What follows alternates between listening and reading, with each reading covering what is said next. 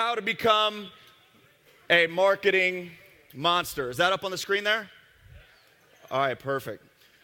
You can't be a marketing, I don't want you to be marketing munchkins. Y'all need to be marketing monsters. Who here thinks I know a little bit about marketing? Did you guys see the FreedomSoft launch? Was that good marketing, or was that just average, blah, blah, blah? I mean, you know, I've noticed that little by little, people keep sounding like me. I read other people's emails. I'm like, dang, I think I wrote them and read them and sent them to myself. Than Merrill, just copying all my stuff. Unbelievable. Here's the gist of marketing. Do you guys notice anything different about the stuff I put out there and most everybody else? Do you notice anything different? What is that difference? Personality. That's a big part of it. We're going to talk about that, about how the need to speak to people from an authentic spot within yourself, being you. So let's just get right into this. This is an hour-long presentation, and I've got 30 minutes. And see if somebody help me get this PowerPoint to work, please. I'm not like one of those people. I can start tap dancing and wing it. Here we go.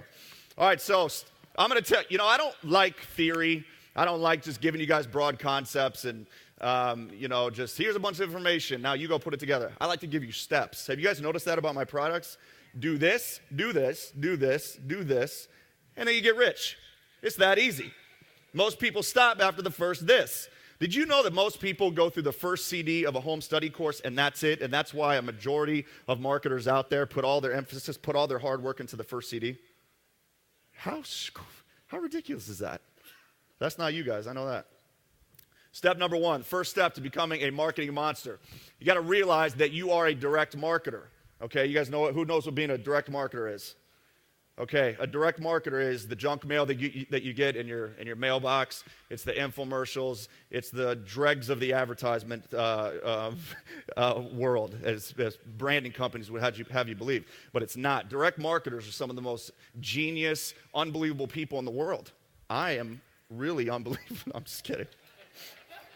Direct marketing means you're putting a marketing message in front of one person, normally, at a time, with a message, with the intent to get them to act right the heck now. That's the definition I got there. Marketing directly to an individual with the goal of obtaining an immediate decision to buy. So when you send an email to a buyer, you want them to act now. You want them to call you right away about that house.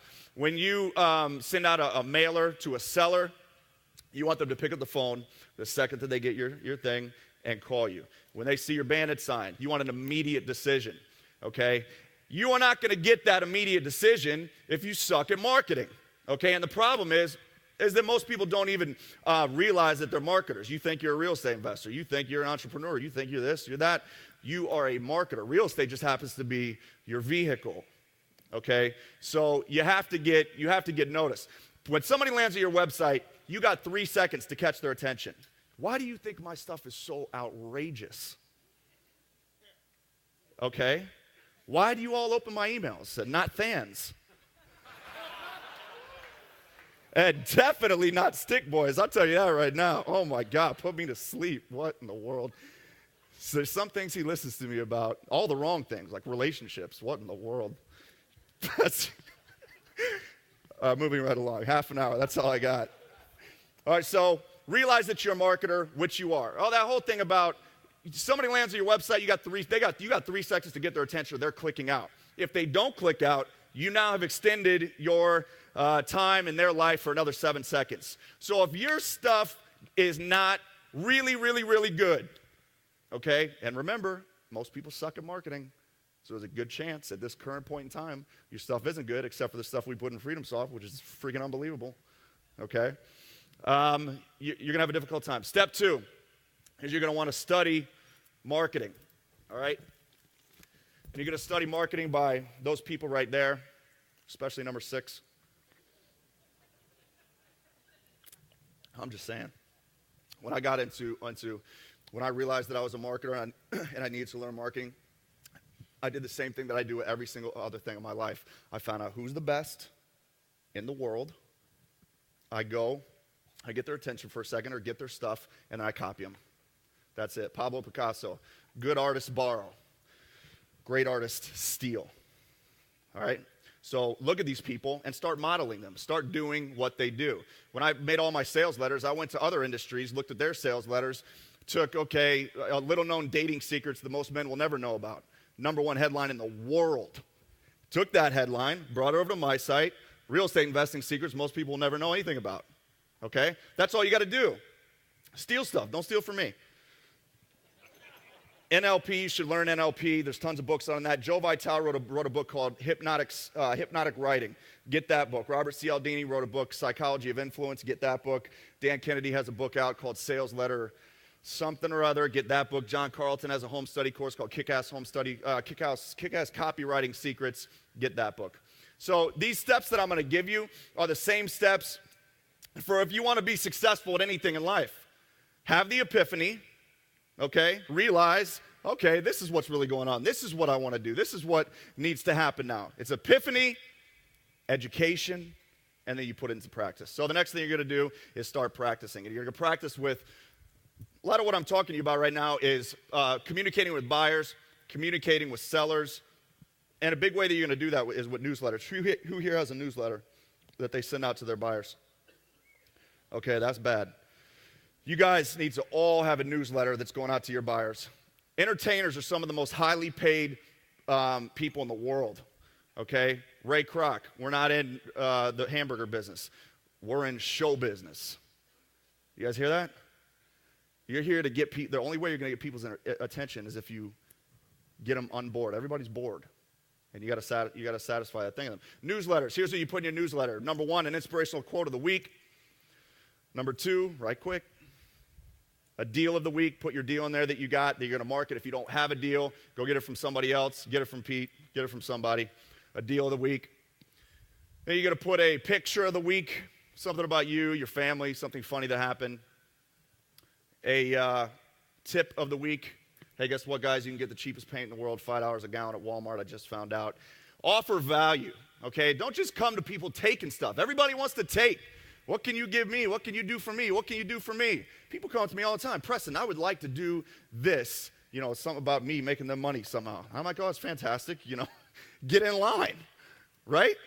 But then there's some of you who come up to me and hand me books like everybody's been doing it. Hand me CDs and hand me this. Those are the people who are going to be successful. They're givers. You got to become a giver. I'm going to talk to you a little bit more about that in just a second. Here's some tips. Forget all the, let's get into some strategies, tactics here. The #1 rule of marketing. Raise your hand if you know it. I don't want to hear from any gurus, any marketers. What's the #1 rule of marketing? #1. Anybody know it? No. The #1 rule of marketing is don't be boring. Don't be boring. That's why Stick's head looks like it does. How's that not funny? Stick has a cheetah head. Stick boy, the short sale kid. Y'all know who I'm talking about? That's why you know him, because of his stupid head. Don't be boring. That slide was actually a little bit boring. I didn't put this together. Yvette put this together. Where's Yvette? Never mind. How not to be boring. Be funny, be outrageous, be different, and be personal. I'm going to teach you guys how to be funny right now. This is the essence of being funny. The main cause of all laughter is surprise. The reason you laugh when somebody falls off the stage, the reason you laugh when a cat, is going one way and it does some crazy thing, is because it surprises you. You think you know what's about to happen and something completely different happens. That's what makes people laugh, okay? The reason I'm telling you how to be funny is, have you noticed on commercials have you noticed a trend in commercials? Every single one is trying to make you laugh. Every single one. A lot of you guys are sitting there going, okay, there's, what is he talking about? I'm trying to sell real estate, blah, blah, blah. I'm here to let you know that if all you do is follow the line by line, get a house, put it on a website, 3-2, blah, blah, blah, blah, blah, you're going to have an average life. You're going to have an average life. Raise your hand if you want to be average. Heck no, you don't want to be average. I'll tell you what, being average gives me nightmares. Blending in, I'd rather die. Okay? How to be funny. Examples. All right, this isn't like overly funny, all right, but I'm trying to give you the essence of humor. All right, you take people down one path, where they think they know what the next thing is, and then you give them the exact opposite. This house is in a great neighborhood. It's a 3-2 block and extremely well kept, except for the tree growing through the roof in the living room and the sinkhole or whatever. Beauty's in the eye of the beholder. That's why it's so friggin' cheap. You understand? People read that, and then they read a regular email from another dude, right? Whose are they going to open the next time they get it? They're going to open your email because that dude's boring and you're funny. And nobody's funny. Do you know how hard it is to be funny? It's not hard at all as long as you learn it. You can learn how to be funny. Here's how you do that. Well, let's read this next one. This house is in an absolute war zone. The neighborhood watch literally will throw caviar on you if you walk too close to the 10,000 square foot mansions on the right and left of this property. Be careful. People think you're going down one road. You know, they think it's in an absolute war zone. It's in the projects. Bring a gun with you. And then it takes in the exact opposite way. That's how to be funny, I'm just telling you. So if you want to learn how to be funny, which I think you should, read Comedy Writing Secrets. That's the best book that you could ever probably want to read. But then the best thing you could do is to watch Dane Cook comedy DVDs about 10 different times. Your subconscious picks it all up. You've got these things called mirror neurons that automatically do everything that they do while you're watching. That's why you don't have to worry about learning. All you got to do is watch. All you got to do is watch. Let your mind do it all. Read The Inner Game of Tennis. Your mind is an amazing, amazing thing. And then Dave Barry. He's the funniest dude in the world. Dave Barry books. It's funny to me if you could believe it. Oh, this is great, Yvette. Porn. Fantastic. That's actually Marilyn Manson. Those are not real breasts, so don't worry about it. How to be out. Breasts. God made. I don't know if you realize that or not. There's nothing evil about them. How to be outrageous. We're not in the hamburger business. We're in show business. Be borderline scandalous. On all my websites right now, which are down because they're getting legal mafia compliant. FTC compliant. And this is what it has on there. Be back soon. Our website is currently under intense sexification. There's a beautiful girl there. So what? Who's offended by that? Get out. Give me a break. God made beauty, okay? We were all put here naked in the first place. What in the world? All right, so sex sells. Why does it sell? It gets people's attention. It anchors a good feeling to your product. That's why people do it. The next time they see your product without the, sexy thing, they still feel those feelings. That's why people do it, okay? So just a little note for you. On your website, if you have a picture of a woman there, which you do, because we gave it to you, it increases conversion 15%. Little known fact. Sex sells. This is wonderful, Yvette. Now people are really going to be pissed at me after this. What in the heck? Use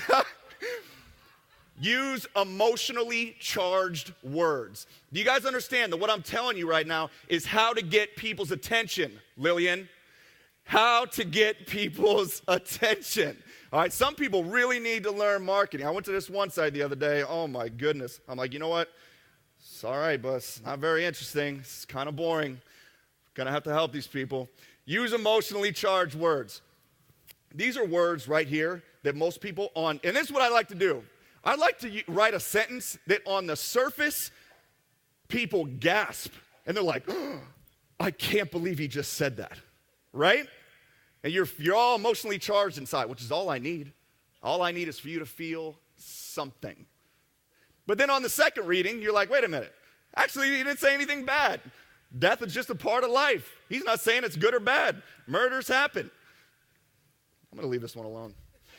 Can we get the volume up? You think it's going to work or no? Can I pause this? How do I pause it?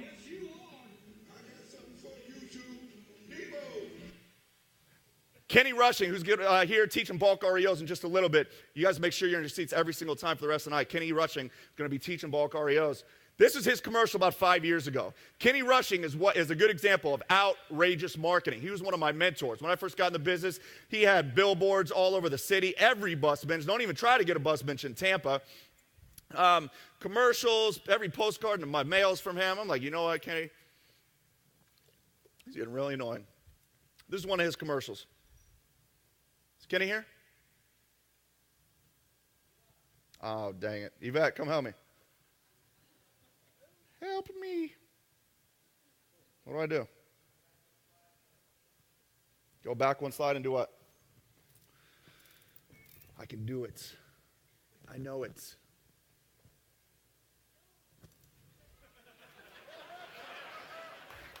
Yvette, Yvette, why you put porn in my slide? What?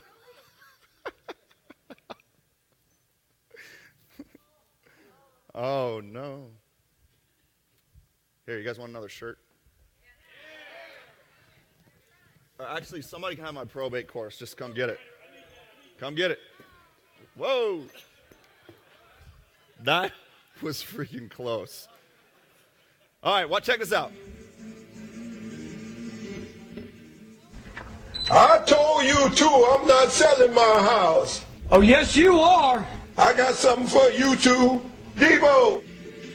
Devo. Don't let those other guys steal your house. If you're drowning in debt or facing foreclosure, I'll buy your house and put cash in your pocket in just 3 days. I love houses, and houses love me. Let's give it up for Kenny Rushing. Where the heck is he? I know he's here. Yo, Kenny is a bad boy when it comes to marketing, all right? This kind of stuff is the essence of good marketing. All right, here's a good example. One of the most important things you need for marketing is to get your emails open in the first place, okay? I don't know if you realize this, but most people don't open your email. Did you know that? I didn't know that until like last year. I was like, man, I thought everybody opened my emails. When I found out only like 15% of people I sent my emails to actually opened it up, I was like, it hurt my feelings. I'm like, oh my goodness. People don't read your mail. You got to get them to open your email. Let's see how we do that. Here's a boring subject line. New property for sale. That's what they all sound like to me when I get their emails. I'm on every wholesaler's email. Nobody ever gets me to open their emails. Not so boring subject line. Dude, take this cheap ass house, please. Whose email is going to get opened? Mine. 4-2 block house in a good neighborhood. Who cares? Huge crack house, practically free. Am I missing part of this here? It seems like it's like I'm not seeing the whole thing. Okay.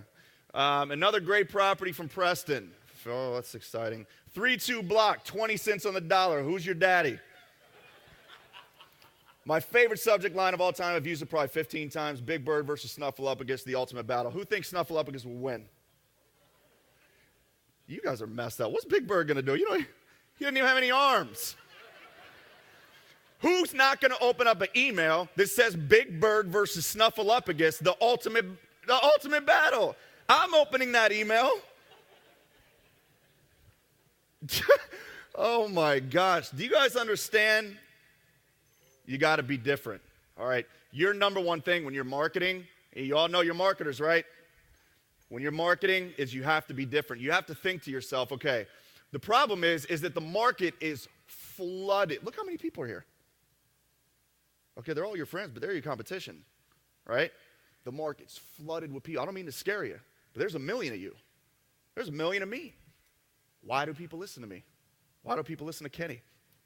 They listen to me, they listen to Kenny, the same reason they're going to be listening to you, because you are going to be a bad-ass marketer. If you're different, you got to stand out. You got to do something that nobody else is doing. You got to sit there and think to yourself constantly at all times, all right, I see what everybody's doing. What can I do different? And why do you want to do something different? To get people's attention. Nobody's just going to magically come to your blog. Nobody's going to magically read your email. And most people don't care, okay? Unless you give them a reason to care.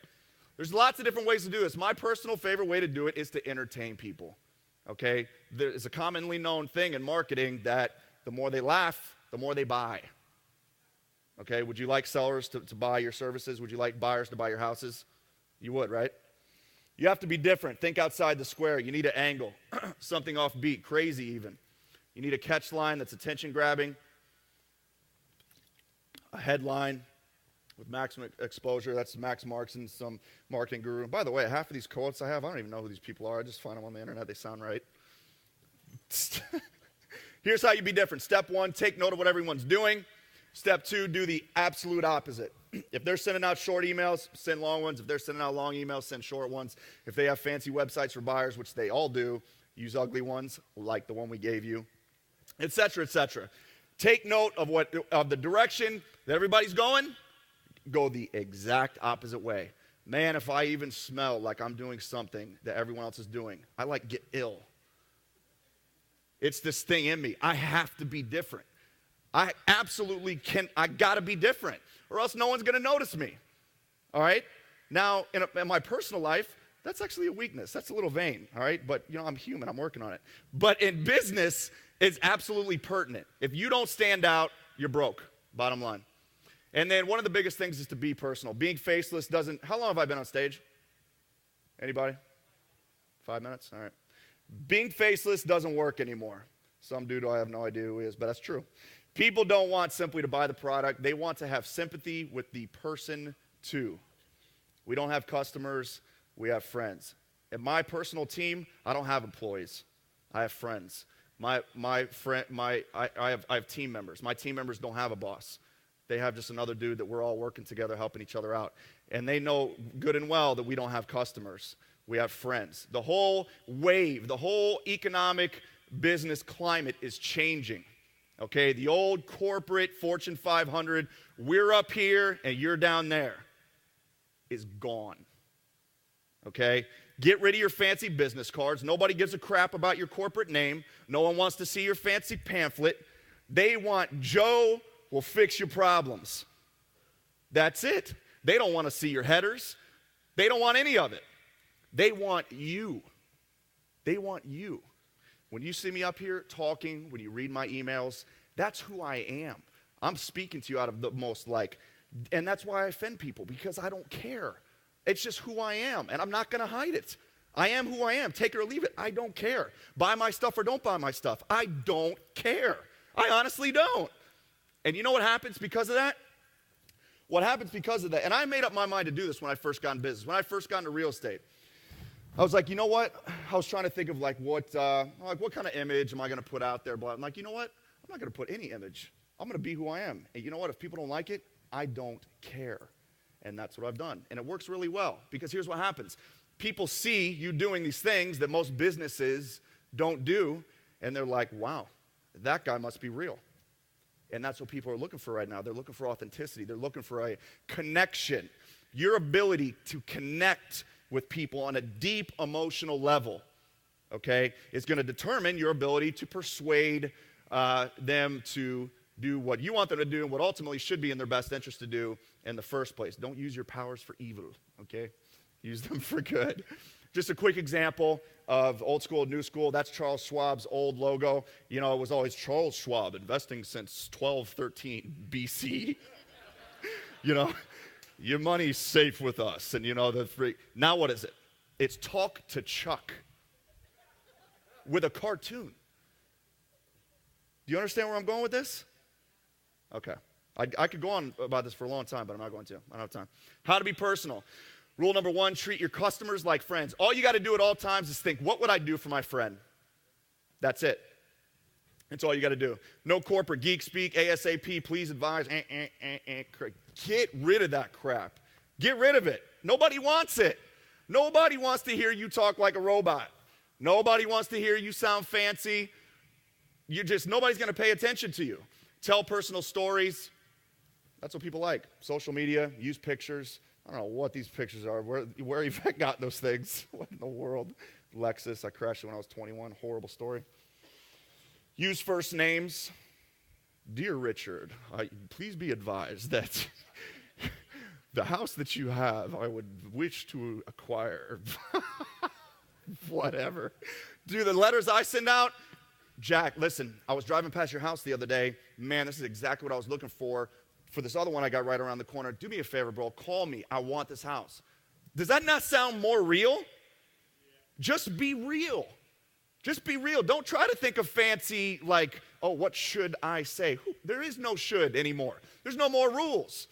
The people have the power. Do you understand that that's what's happening right now in the world? We have the power. The system is crumbling all around you. Thank God. We ain't nobody. We're free. You do what you want. Do what you want. Keep it as moral and ethical and loving as humanly possible, but do what you want. Right? I mean, that sounds funner, doesn't it? Textbooks and blah. This is your textbook. Communicate in casual language. treat buyers, sellers, partners like friends, give gifts. You know what I do when I get a new friend who I really would like to establish a relationship with? And I think to myself, man, I really like that guy. I'd like to get to know him. I'd really like to, hang out with him, I usually give him something. At the very least, take him out to dinner, buy him dinner. I'm a very giving person. Ask all my friends. I love to give, right? So when you're in business, that's why we give them free this, free that up front, and it instigates the law of reciprocation, which we'll talk about in a second. I actually got to wrap this up, man. We got so much stuff for you guys. Psychological triggers. Here's just a few I want to tell you about. Reciprocation, know, like, and trust, authority, scarcity, social proof. Reciprocation basically just says that, look, when the Hare Krishnas come up and give you a flower, why do you think they give you a flower? They want your money. And when somebody gives you something, there's this weird thing that's wired into us that we feel compelled to give back out of guilt to even the scales. Okay? So, use it to your advantage. Give them stuff. Add value. Always be thinking to yourself. That's why we put those emails loaded up in FreedomSoft that, I'm trying to make your people laugh a little bit. I wrote them all for you. They're sitting there already automatically going out to all your people, giving them some free tips, giving some advice. Add value before you take. Always give before you take, even in business, right? Authority. People still, even though the system's crumbling, everybody's still bowing to authority. Oh, the government. Oh, this. Oh, wow. Okay. What the heck? Use it to your advantage. Act like the authority, and people are going to think that you're in control, whoever's reality is the strong, whoever believes it the most wins, okay? So if you believe you're the big dog, guess what? You're the big dog. If you believe that you're your area's greatest real estate investor, then that's exactly what you are. And everybody's going to believe it. When I first started, I leveraged myself with the biggest dude in the area. I always want what's the biggest and the best. I don't ever want anything less than that. I want the best everything. Absolutely everything. Makes me miserable. So, but, it gets me a lot of cool stuff, too. So what did I do? I got with him. He had 20 properties on him at all times. I had none. So what did I do? Hey, can I sell these properties for you? It's not hard. You put up bandit signs, raise the price $5,000. When somebody buys, you get $5,000. Sure, go ahead. So I would send out emails. Guess what, guys? I have 20 houses. Me personally, I have 20 houses. Who wants them? Right? From day one, I was the biggest real estate investor in Tampa. In everybody's eyes. Fake it till you make it. Do you guys understand that that's like how I got here? Fake it till you make it. Do it in somewhat of an authentic type way, because I really did have those houses. He really was somewhat of a partner. Don't be a fake person. Nobody likes that. But fake it till you make it, for sure. Kind of. Scarcity and urgency. There's never enough. Your house is always gone very quickly. Here, guys, the last time I had a house like this, it was gone literally in 2 hours. Good luck. All right, when you wish people good luck, it's as if, oh my gosh, I need luck for this. I gotta go get this because there's a contest. There's never enough. It's this natural thing in human nature because, we used to be really impoverished when we were cavemen, if we were ever cavemen, I have no idea, that it was very difficult to get things. And oh my God, everything was very difficult. So it's hardwired into us, and, we're motivated more based off fear, unfortunately, than we are, the fear of loss is way greater than the desire for gain. So use that to your advantage. One of the things I like to do is say, I got this property, the first $1,000 deposit, first person to get a check for $1,000 in my hands gets it. What does that imply? It implies that there's going to be a stampede for this property. The properties always go quickly. Listen, here's what I used to do when people would call me, Preston, I saw your ad for the house. Great, which one? I'm always in control. I'm no one's, like, if I don't like you, I'll just hang up the phone. Oh, bye. You're gone. What? Stress? Whoop. Nope, see ya. Okay? You always got to be in control. So, yeah, I want this property. Fantastic. Which one? Oh, man, I think that one's gone. Hang on one second, I'll check. Nope. they get very fearful right there. Okay, they're like, oh my gosh, no, no, no. It's called the takeaway. It's the greatest sales technique in the world.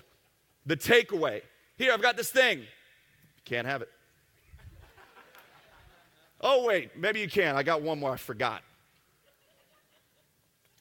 Fine, fine, take it, fine. Take it now before I change my mind. Do you guys understand that these little nuances are the things that nobody does? And it's the reason they have no money. It's because they don't understand how human nature works. The best thing that you could possibly do for your life is to learn how people work. We're like machines. I don't know if you realize that or not. We like to think we're in control. You know, you're not. I hate to break it to you. You know, we're really machines.